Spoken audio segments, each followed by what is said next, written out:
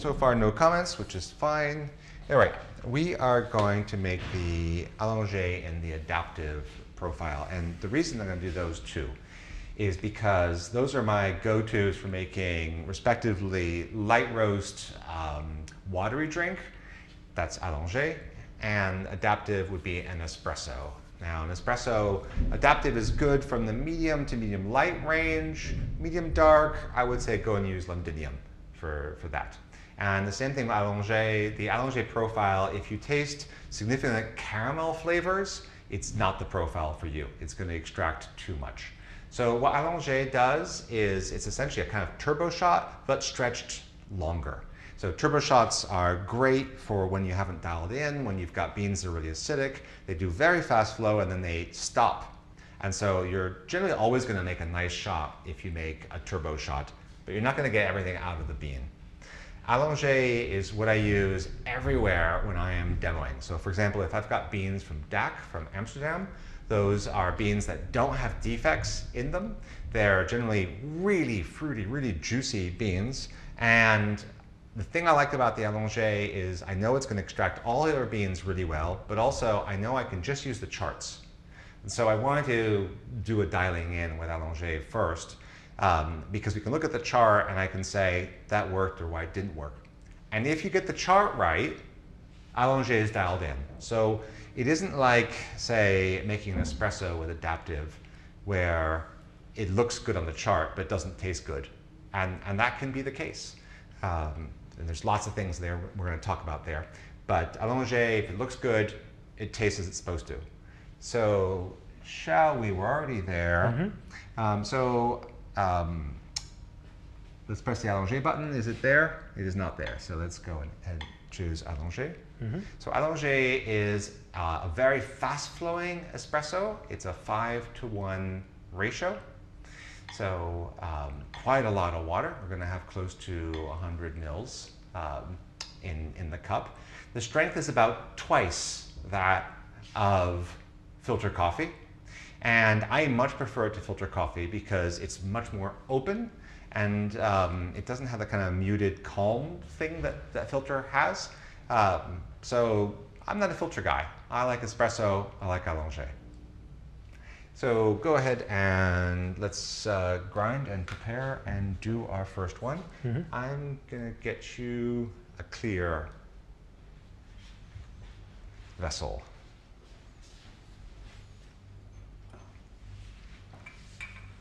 Grind here? Go ahead.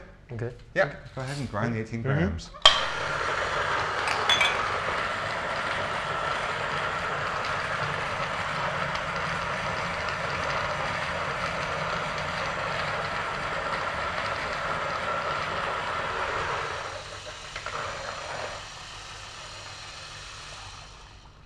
Now we've done this kind of intentionally. This should be slightly too fine because this is the grind setting for another bean from Alchimiste. It's called Carraro, which is a touch darker.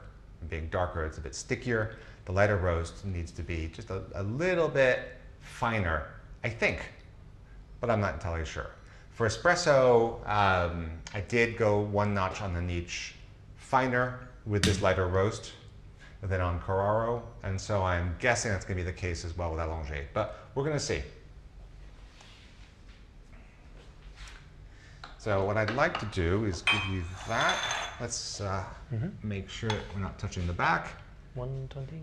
120 is an awful lot. I'm going to do 92. That's more my go-to. Okay. And let's go ahead. And the only thing to make sure is I have this huge vessel here. I want to make sure it's not touching the mirror in the back, which it isn't. Okay.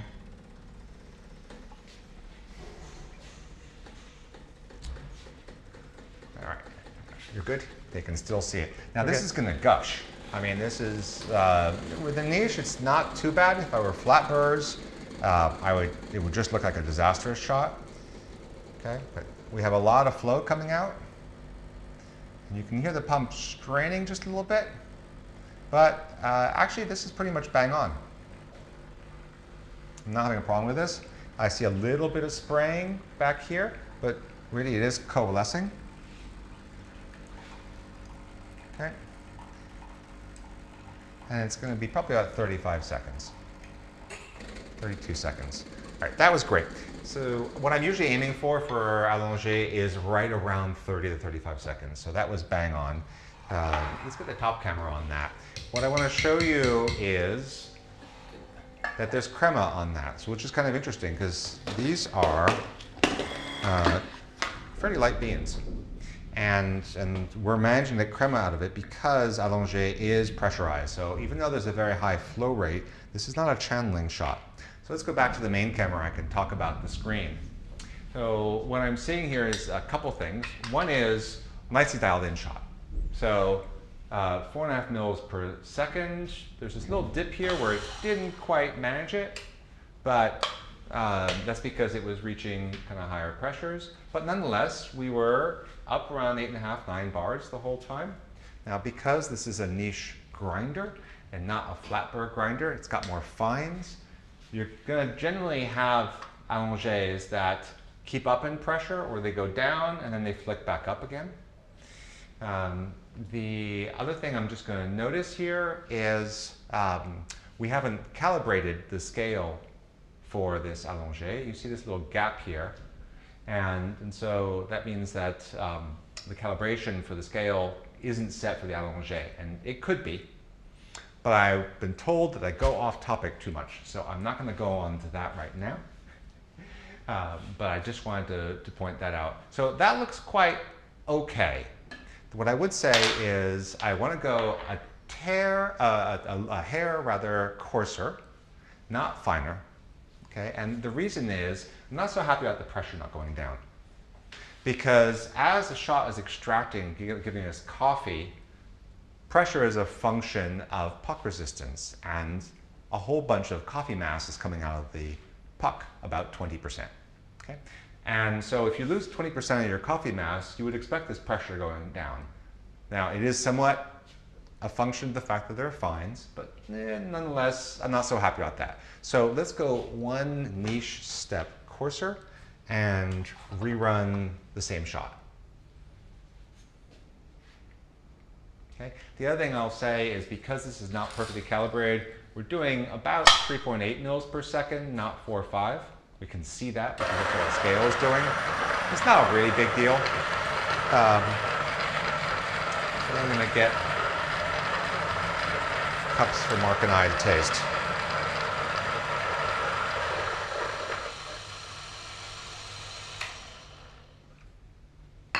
But ideally, you would be running what's called the graphical flow calibrator plugin. That's from Damien, and if you had done that, there'd be a little thing here that told you what your calibration was. You could tap that and make these two things touch. And then now that they touch, the Allongé profile would be calibrated and would give you the flow it thinks it's giving you. So smell-wise, there is some fruit. There's like pineapple notes to this.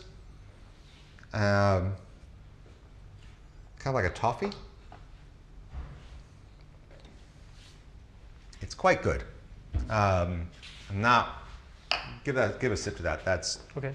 I'm really happy with that, and it might be that going coarser gives us more fruit, but doesn't improve on that. Like nice, actually, mouthfeel. It's very clean and very smooth, actually. Yeah. So that's one thing about Allongé is like the acidity is not off the charts, unlike espresso, and it's pretty open. Yeah, one thing. Shout out to Colin Arneson from Decon, because he suggested aerating, and we did a test. So we took, this was after Decon, it was like the after party. We made Allongé, split it in two, and he took a milk frother, you know, one of those things, and he aerated the Allongé, and it hugely opened it. We were really shocked, and we even let both of them come down to room temperature. And the one that had been aerated was hugely more open. So if you're making filter or Allongé drinks, if you happen to have one of those little battery-powered milk frothers, stick it in there. So you're ready to go? Put that other one in there. Looks good. I haven't watched, so I'm hoping everything was right. Go for it. And what I'm going to do is give us a larger cup so we can easily tell which is 1 and which is 2. So should get a bit more flow rate this time. And maybe a little bit less pressure. Okay, so quite a lot less pressure going 1 coarser, maybe half coarser would have been better. Generally I want to be in this range here from 6 to 9 bar. But, so I think I'm going to have something that's a bit more acidic. It might finish a little bit faster. You can see actually the calibration is bang on with that pressure. So we really did get 4.5 mils per second there, and we basically wrote 5 bar. And I did get a little bit of pressure decrease, which I'm happy about. And this is interesting. Let's go to that top camera.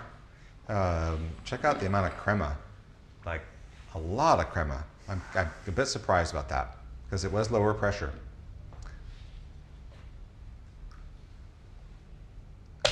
Don't know what to say about that. I do like using ceramic cups because it does cool it off. So a lot more thin. I'd say more fruity, but it is more watery. I think I prefer the first one. Me too. Yeah. So I'm not going to do a third shot because it's only so much I can make you wait and sit and watch us make coffee. We lost a lot of mouthfeel. It almost tastes like it's getting more and more like a filter coffee. Yeah. Yeah. And that's the thing, is the big difference between filter and Allongé is pressure. That's the big thing. And we have a whole lot less pressure here, 5 bar versus 8.5. But just go back to the small one again. I mean, on the nose, it's really, for me, it's quite open. Tropical fruity. And a lot more mouthfeel. It's more, it has more tactile mouthfeel to it. Yeah, exactly. Yeah. Yeah. I don't, it's not like filter coffee in that sense because I still have that mouthfeel. Yeah. And also a lot more intensity than filter would have. Mark has competed in coffee contests in Finland. Was it filter coffee? Is that what that was, doing? yeah. Like, that was filter coffee, yes. Okay. Yeah. What kind of contest was it? So basically you basically pick your own beans and then you come up with your own recipe and then you make any types of either V60 or hand pour over coffee. Yeah. Okay. Okay, cool. All right. Explanations. Okay, that was helpful. Let's go and try and pull 2 adaptive shots, and I am going to go to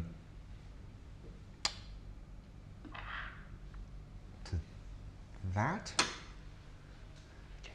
So I've gone 2 notches finer on that, and we'll see.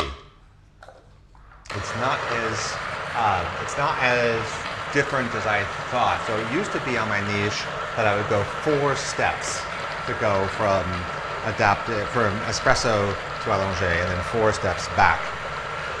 But I've got little markings on here as to where our espresso is, and I was only 2 away from espresso. So we will see. So yeah, and we're going to choose the adaptive. I'm going to press it while he's doing that. Okay, you've already done adaptive, which is great. Now I made an adaptive espresso a few minutes ago to milk it. The grind was a little bit coarse, and I'll show you the chart on that in a few minutes. We can compare the taste. All right. Yeah, let's do that. There we go. And go ahead.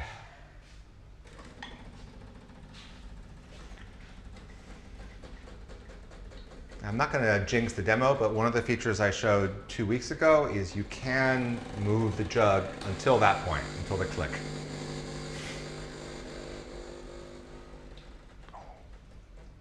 Okay, so there's this dripping stage here, and you can see it pre-infusion. There's dripping going in there. And the more coarse you are, the more you've got dripping. And then the pressure's going up. There's a bit of lag on the screen. It's coming. We can blame that on Google. Overall, that was a slightly coarse adaptive, and flavor-wise, we should be quite fruity. Yeah, let's get the top camera. That's great. You can see a bit more crema than the Allongé, but not much, because of course they're both pressurized. And so the thing about adaptive is it tries to adapt to your grind. And specifically, what does that mean? Specifically, it's from a paper by Jonathan Gagné. He had a theory that when you go up in pressure, whatever the peak pressure is that you hit, and here it was about 7.5 bar, the rest of the shot should have the same flow. So you can see here we've got green lines, so it's going up in pressure.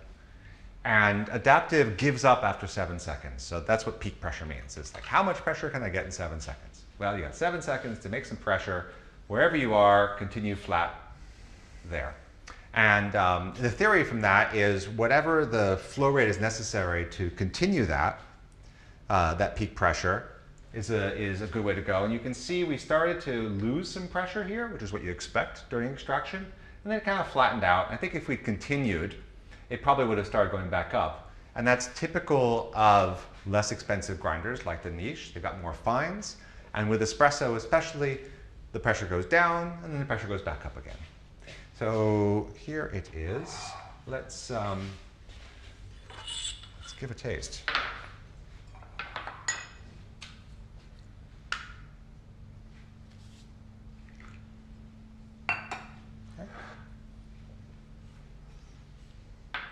So first thing I'm noting is it's not worlds different on the nose from the Allongé.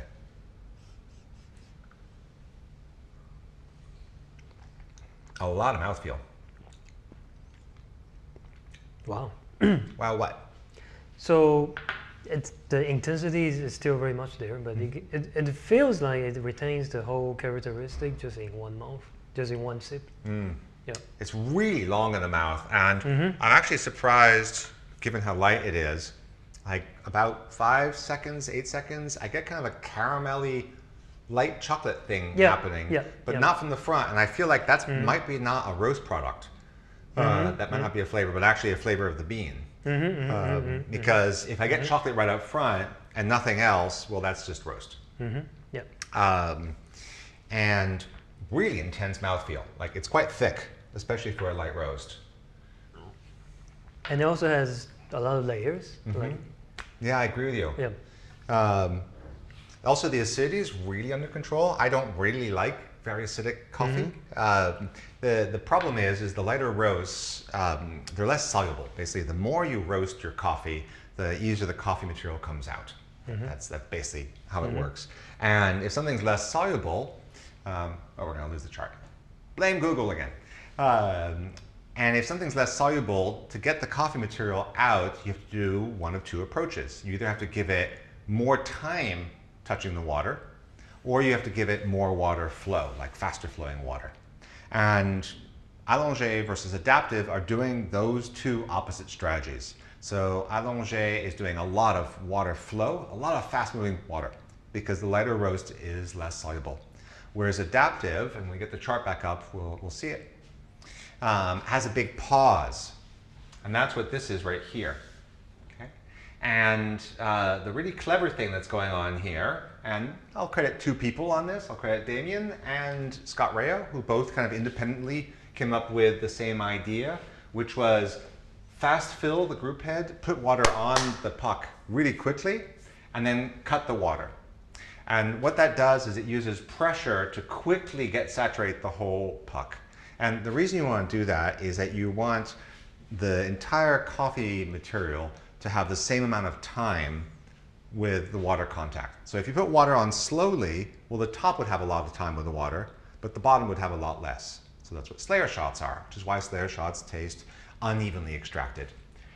This sort of espresso and the Allongé, because the water touches the top and then the bottom maybe 1 or 2 seconds later, you get a really big extraction, because all of it's getting a lot of water contact time, but you also get a very even extraction.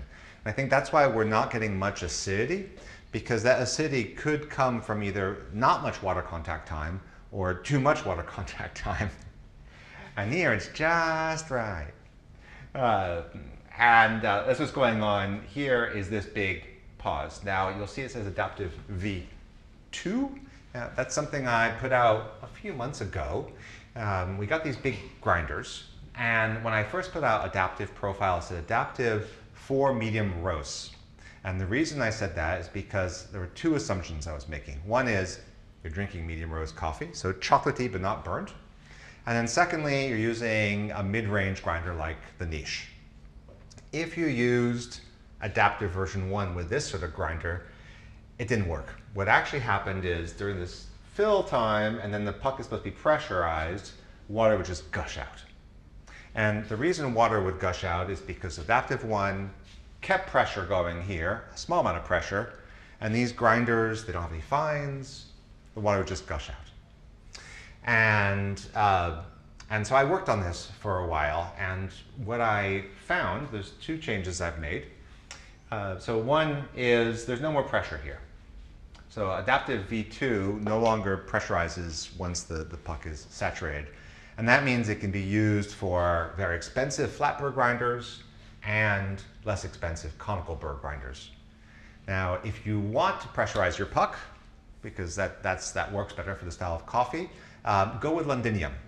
So what I was really doing also with that change is making more of a difference between the Londinium profile, which fills the puck, pressurizes it, and keeps the pressure on. That's what Londinium does.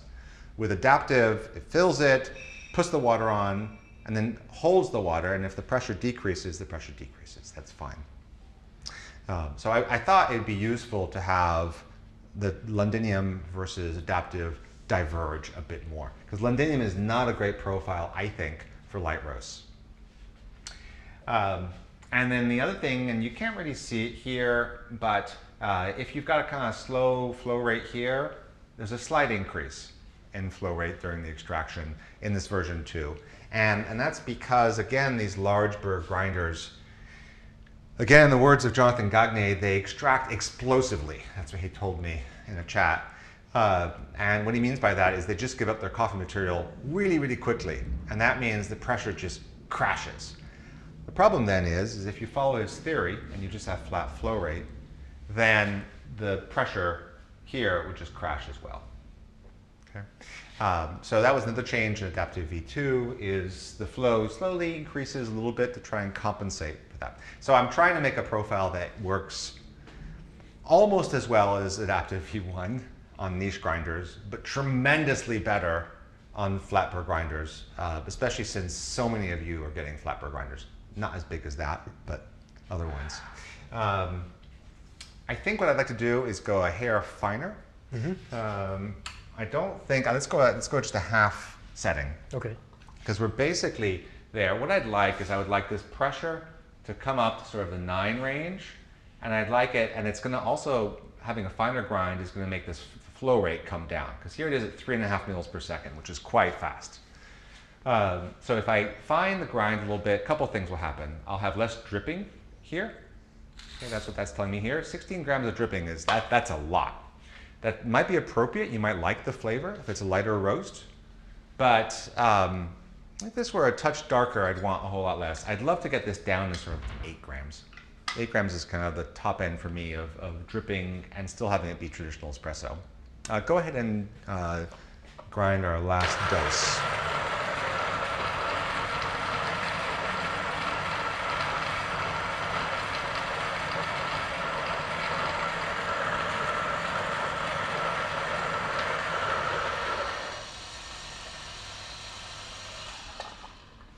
So I'm hoping what's going to happen, this is all going to look about the same. It's going to take the same amount of time to fill and decrease. We might lose a little bit less pressure because we're a little bit finer. I would expect that to happen, so this curve might not be quite as steep.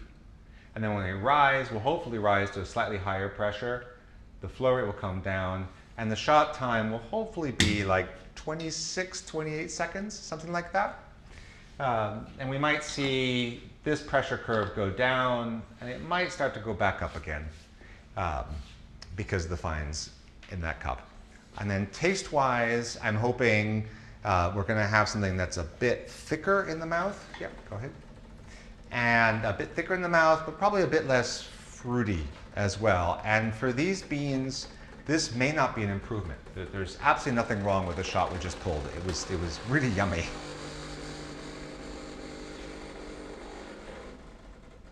Okay, so here's our dripping that we're tracking here. Okay.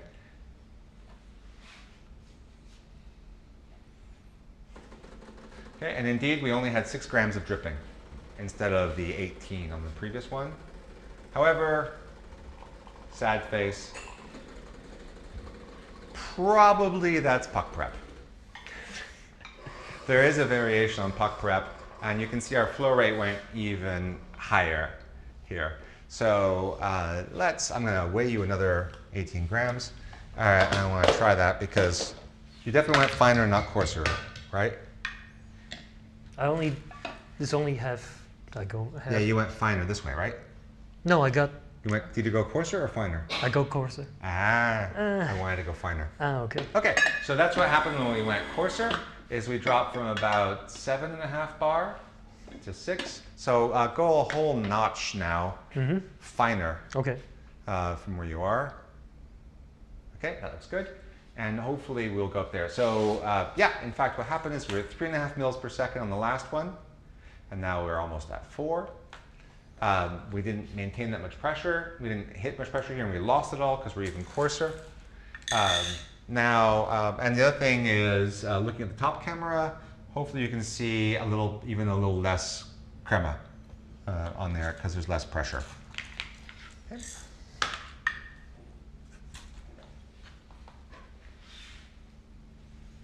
I'm going to punish you by making you taste this with me.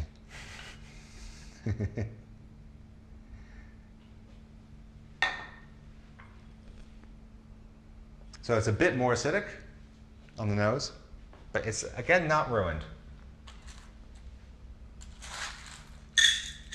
That is too acidic for me. Yeah. I think someone who likes acidity, would be into that. Not me.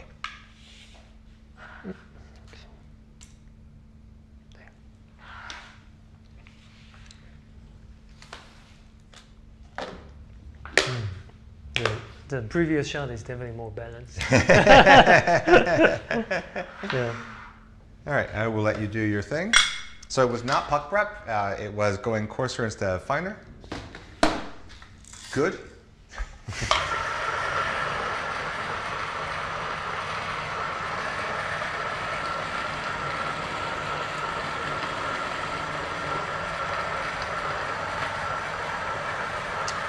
Mark just did a flush, which is totally fine. 2 things I would just say about that. One is, if you're going to do a flush, I would probably also take a towel and just wipe off the shower screen underneath, which is what he's doing right now. And the other, and it's totally fine, he didn't do anything bad, is you don't want to do a flush that's too long, like 10 seconds be the kind of max. And the reason is that flushes are really quite high flow rate, and if the D1 can't keep up, and you do like a 20, 30 second long flush, you've just cooled off your group head. And your next shot's not gonna taste great because you've cooled off your group head. So that's one of the reasons why this has 3, 5, 10, and 15 seconds as the flush times to try and dissuade you from going to the bigger numbers. And that you just did a 5-second flush, which is fine. You got one? Yep.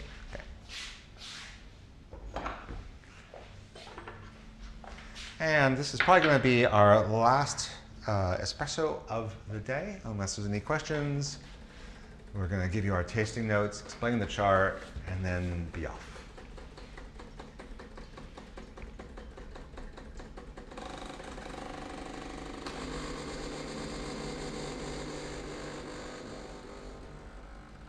Okay, so right away, you can hear it's quite different. It's gone to much higher pressure during this time, and you also see it's not dropping the pressure as much, and a lot less drippings. Now it might be actually too fine. That's how that is, right? So we didn't lose that much pressure there. We went up to very high there, and now we are losing a lot of pressure as the shot extracts, but it's gonna run a bit too long. Yeah. So here, what I would expect So here's our fines kicking in and building up pressure again. That's what's going on there. That's the niche, that sort of telltale sign of the niche or similar grinders. And flavor-wise, I'm going to expect this to be a bit muted.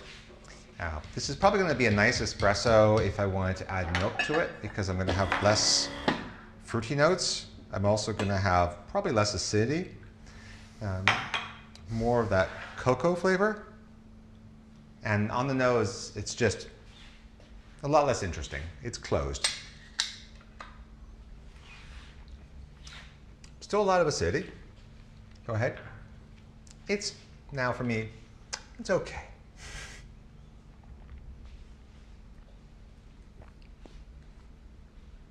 It's way more, it tastes way more muted than, Yeah. than the first one that we did, actually. Let's go back to, I think it's this one here, which was the one, it hit 7.5 bar. And that's why I said with adaptive, you don't have to hit 9 bar. Somewhere between 6 to 9 is quite nice. And I think, let's see if we can go back there.